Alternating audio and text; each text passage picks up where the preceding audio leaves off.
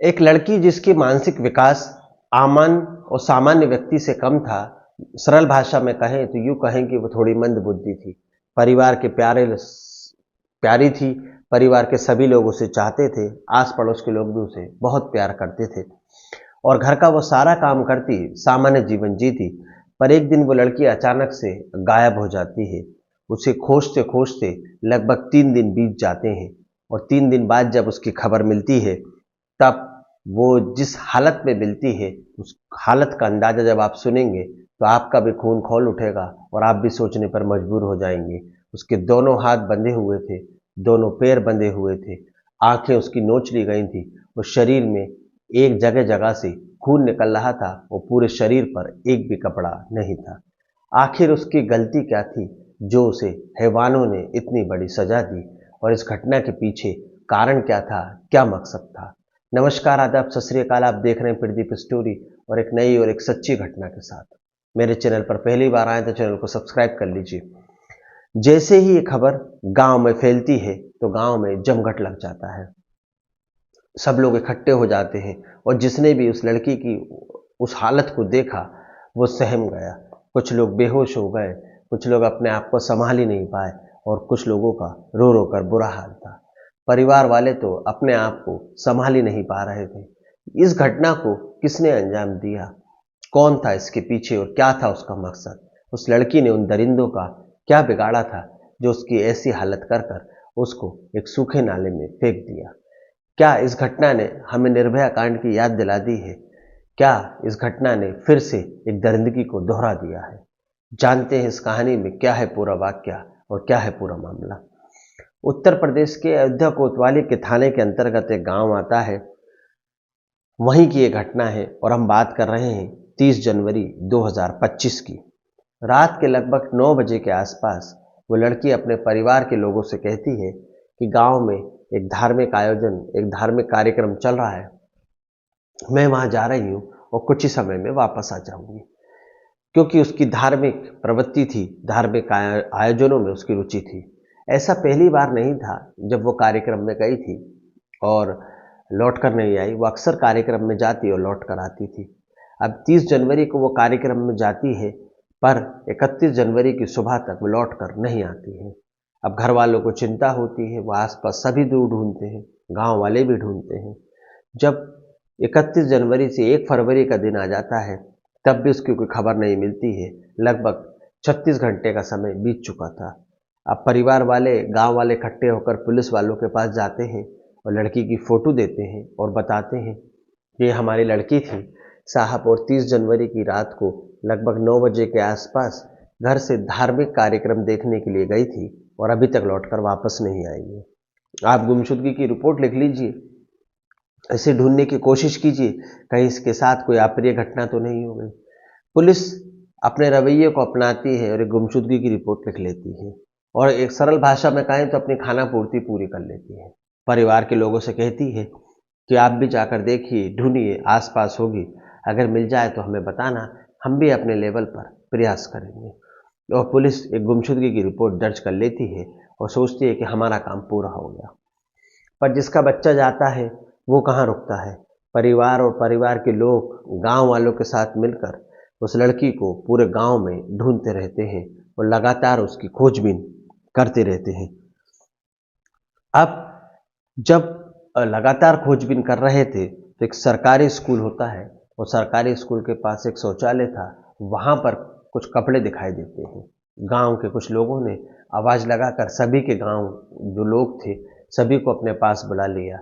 लड़की के कपड़ों को परिवार के लोगों ने पहचान लिया। कुछ कपड़े यहाँ पड़े थे, कुछ कपड़े थोड़ी दूर पड़े थे, कुछ कपड़े थोड़ी दूर उससे पड़े थे।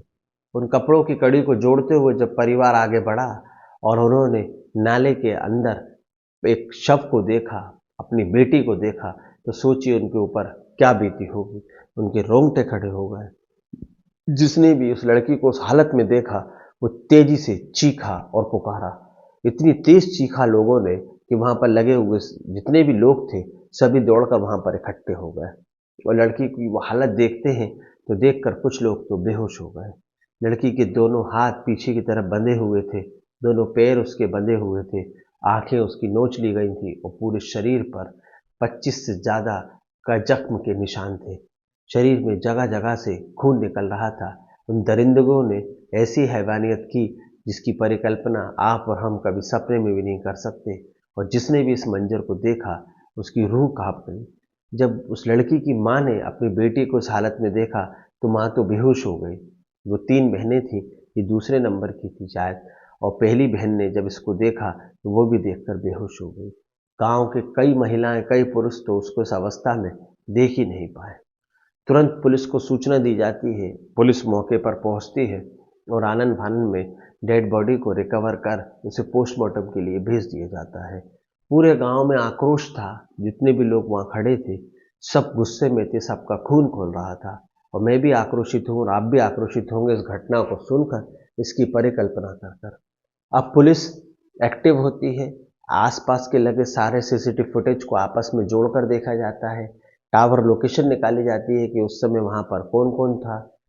मुखबिर तंत्र को लगाया जाता है और गांव वालों से और सभी से बोला जाता है कि जिस पर भी आपको शक हो हमें बताइए, हम उसे राउंड अप करेंगे, उसे अपनी हिरासत में ले लेंगे।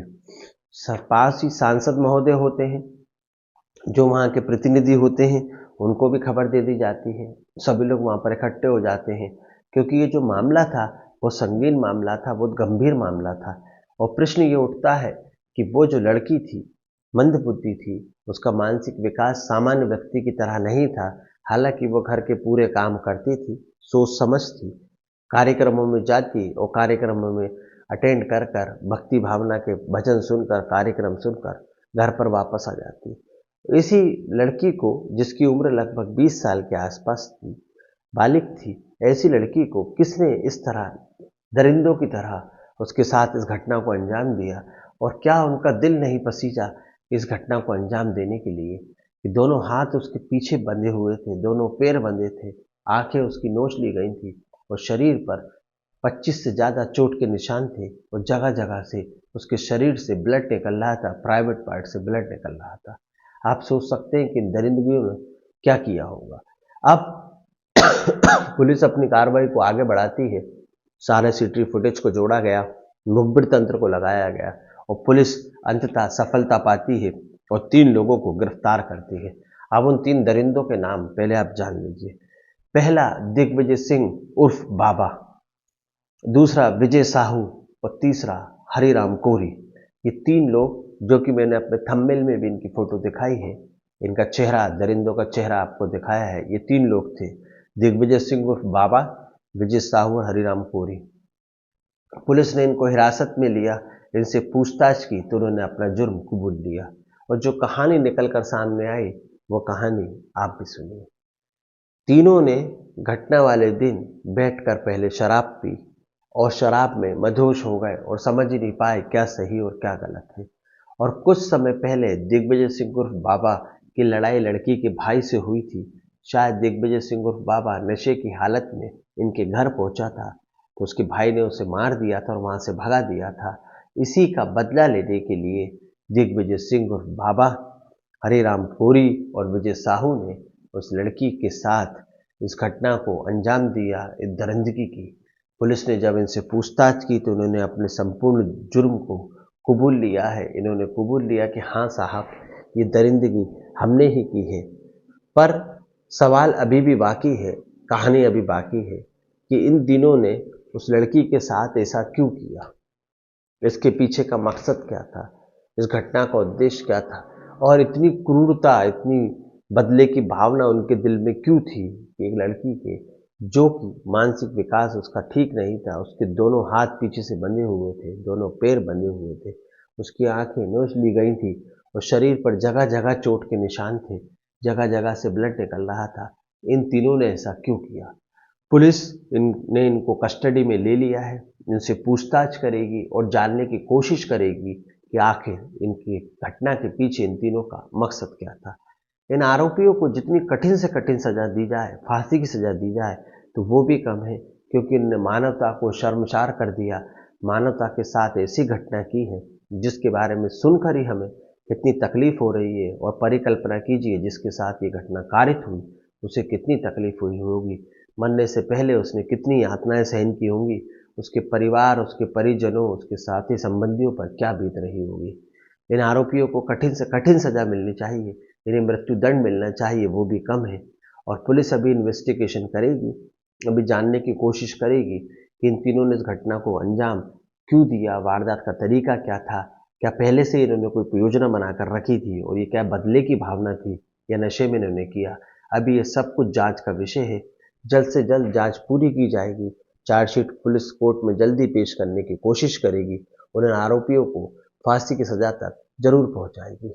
इस कहानी को सुनाने का उद्देश्य किसी का दिल दुखाना, किसी के अंतरात्मा को परेशान करना, किसी के मान सम्मान को ठेस पहुंचाना नहीं है, बल्कि आपको एक सच्ची घटना से रूबरू कराना है। सावधान रहें, सतर्क रहें, अपने और अपने परिवार का ध्यान रखें। और घटना, जुर्म किसी भी रूप में हो सकता है, इसलिए अपने बच्चों का और परिवार का ध्यान रखें। जो लड़की मृत हो गई, जिसके साथ ये घटना हुई है, इन हैवानों ने, इन दरिंदों ने दरिंदगी की है, उसके साथ मेरी संवेदना है कि भगवान उसकी आत्मा को शांति दे। और प्रशासन से, शासन से प्रार्थना करता हूँ, अपील करता हूँ कि इन तीनों को फांसी की सजा दी जाए, वो भी कम है। कहानी के बारे में आपके क्या विचार हैं, कमेंट्स में बताइएगा। अगर चैनल पर आए हैं और स्टोरी आपको अच्छी लगी तो लाइक करें, चैनल को सब्सक्राइब करें, मुझे आपकी सपोर्ट की ज़रूरत है। अगली कहानी, अगली वारदात में, अगली सत्य घटना में फिर आपके सामने हाजिर होऊंगा। जब तक के लिए मुझे आज्ञा दीजिए। नमस्कार, जय हिंद, जय भारत।